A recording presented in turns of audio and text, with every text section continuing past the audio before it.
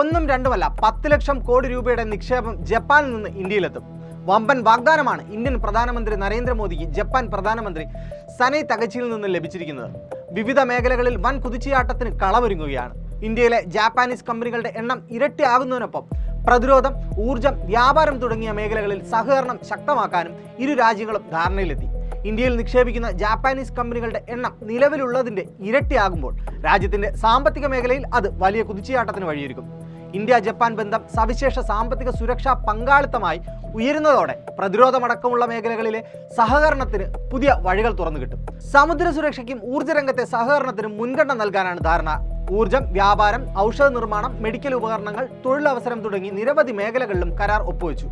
ഇന്ത്യയുടെ വികസനത്തിൽ ജപ്പാൻ പ്രധാന കണ്ണിയാണെന്ന് നരേന്ദ്രമോദി പറഞ്ഞു. രണ്ട് രാജ്യങ്ങളിലെയും വ്യവസായികളുടെ യോഗത്തിനും ജപ്പാൻ പ്രധാനമന്ത്രി പങ്കെടുത്തു.